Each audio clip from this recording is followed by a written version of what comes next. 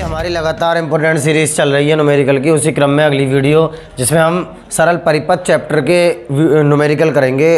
इसमें से एक न्यूमेरिकल इस चैप्टर में से आ जाता है, तो पहले थोड़े लो लेवल के, उसके बाद हाई लेवल के सभी तरह के न्यूमेरिकल करेंगे। और आपके लिए एक बहुत अच्छी न्यूज़ है कि 1 जनवरी से फिज़िक्स की 2 वीडियो आया करेंगी, जिसमें एक डेरिवेशन और एक न्यूमेरिकल की वीडियो डेली रेगुलर रूप से आएंगी 1 जनवरी से।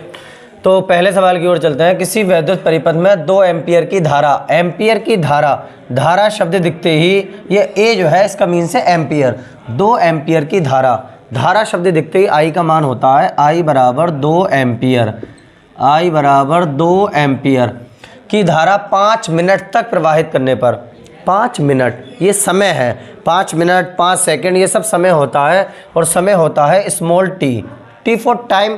तो टाइम कितना है 5 मिनट। इस मिनट को सेकंड में, हमेशा सेकंड में बदला जाएगा। और 1 मिनट में कितने सेकंड होते हैं 60 सेकंड, तो 60 से गुणा कर दी जाएगी, फिर ये सेकंड बन जाएगा। इनकी गुणा कर लेते हैं। टी बराबर हो गया 5 6 30 और 1 0 ऐसी ये सेकंड।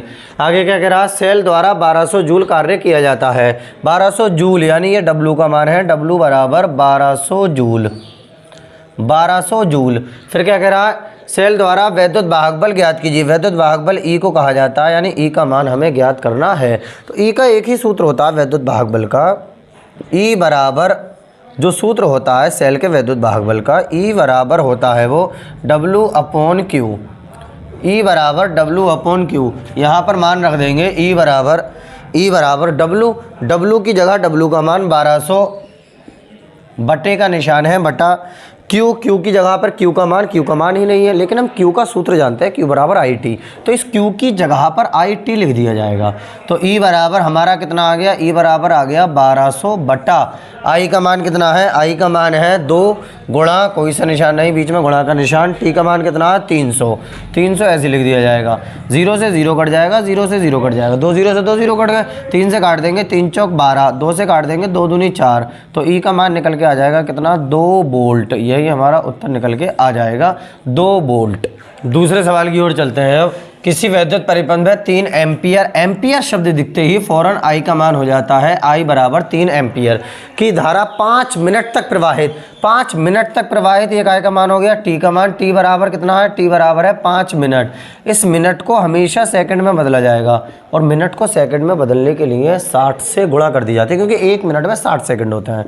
तो 5 गुणा 60, टी बराबर कितना हो गया 5 6 30, 300 सेकंड। आगे क्या कह रहा है, सेल द्वारा 1350 जूल कार्य किया जाता है। जूल शब्द दिखते ही डब्लू का मान, डब्लू बराबर 1350 जूल कार्य किया जाता है। सेल का वैद्युत वाहक बल ज्ञात कीजिए। वैद्युत वाहक बल ई को कहा जाता है, ई का मान हमें ज्ञात करना है।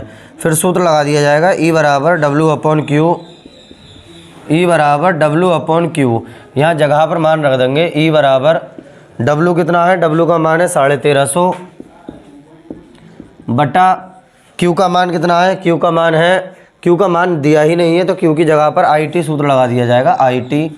अब यहाँ पर मान रख देंगे आई का और टी का, 1350 बटा आई की जगह पर कितना, आई की जगह पर 3 गुणा स्मॉल टी की जगह पर 300। 0 से 0 कट जाएगा, 5 से काट देते हैं, 5 6 30, 5 दूनी 10, 3 बचेंगे 35 हो जाएंगे, 35। फिर 5 7 35, 3 से 5 से काट, पहले 0 से 0 काट दिया, फिर 5 से काट दिया, 5 6 30, 5 दूनी 10, 5 7 35। अब 3 से काट देते हैं, 3 9 27, 3 से 3 दूनी 6, 3 3 9, यानी ई बराबर आ गया 3 बट्टा 2। जब 2 से 3 को काटेंगे तो 1.5 हो जाएगा, 2 एकम 2, 2 पंजे 10, ई बराबर 1.5 वोल्ट, 1.5 वोल्ट। ये दोनों एक ही तरह के सवाल थे। अब तीसरे सवाल की ओर चलते हैं। इसी तरह के तीसरे सवाल की ओर चलते हैं आज के। 12 वोल्ट वैद्युत वाहक बल, वैद्युत वाहक बल शब्द दिखते ही ई का मान होता है ई बराबर 12 वोल्ट, ई बराबर 12 वोल्ट। सेल का आंतरिक प्रतिरोध स्मॉल आर को कहा जाता है, स्मॉल आर बराबर 5 गुणा 10 की घात -2 ओम। ये एक अज्ञात प्रतिरोध के सिरे से जोड़ा जाता है। अज्ञात प्रतिरोध के सिरे से जोड़ा जाता है। सेल के सिरों पर क्या विभवांतर होगा? विभवांतर V को कहा जाता है। V हमें ज्ञात करना है।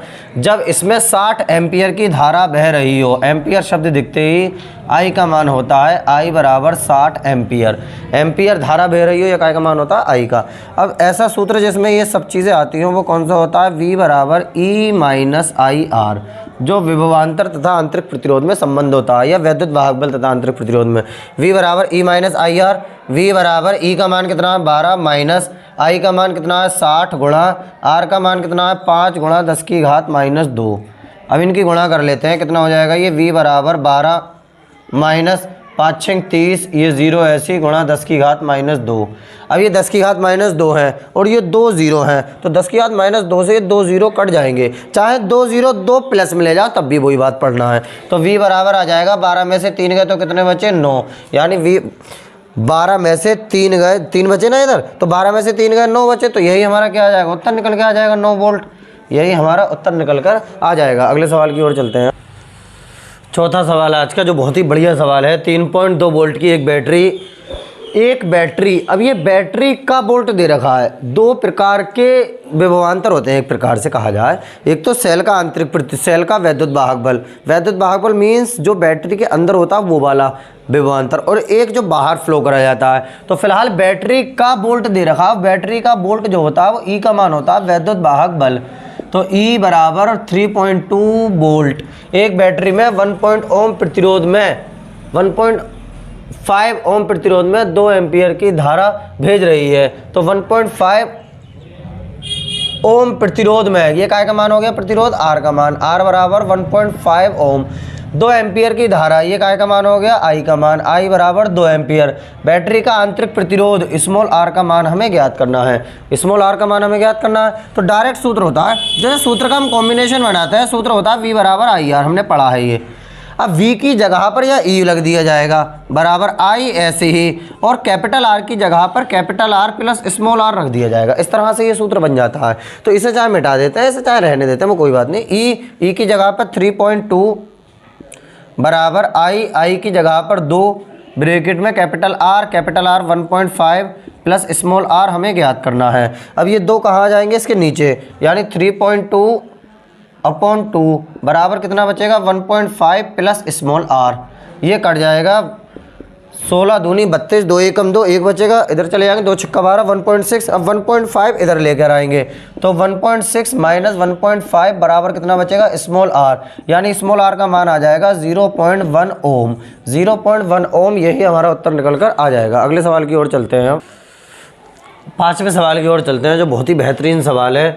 इसी तरह आपको लगातार वीडियो मिलती रहेंगी। यदि चैनल को सब्सक्राइब नहीं किया हो तो सब्सक्राइब कर लीजिए। देखते हैं 5वां सवाल। एक बैटरी के सिरों को उच्च प्रतिरोध के वोल्टमीटर से जोड़ने पर 15 वोल्ट का पाठ्यांक मिलता है। बैटरी के सिरों को जोड़ने पर 15 वोल्ट का पाठ्यांक मिलता है। अच्छा, बैटरी के सिरों को एक अमीटर से जोड़ने पर अमीटर 1.5 एम्पियर पड़ता है। 1.5 एम्पियर, एम्पियर शब्द दिखते ही काय का मान होता है? I का। I बराबर 1.5 एम्पियर। 1.5 एम्पियर। फिर क्या कह रहा है? जबकि वोल्ट मीटर का पाठ्यांक तो हमेशा V होता है, यानी V बराबर 9 वोल्ट। अब जो ऊपर वोल्ट बचा हुआ है और एक बैटरी के सिरों को जोड़ने पर, तो ये जो होगा ये E का मान होगा कैपिटल E का।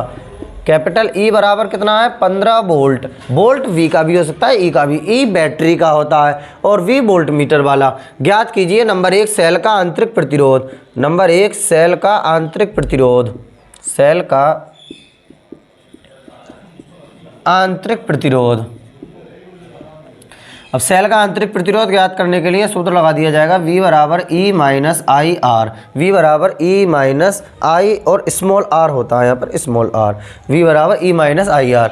V की जगह पर 9 बराबर E की जगह पर 15 माइनस I की जगह पर 1.5 इंटू स्मॉल r ज्ञात करना। 1.5 स्मॉल r इधर को लेकर आते हैं और 9 इधर को लेकर चलते हैं, इस साइड कर लेते हैं। अब तो कितना हो जाएगा? 1.5 स्मॉल r बराबर 15 माइनस 9, यानी 1.5 स्मॉल r बराबर ये कितना बचा? 15 में से 9 गए तो 6 बचे। स्मॉल r बराबर 6 बटा 1.5, पॉइंट हटालेंगे, 0 बढ़ा लेंगे, 15 चौका 60, यानी स्मॉल r का मान आ जाएगा 4 ओम। दूसरा वाला पोर्शन क्या है?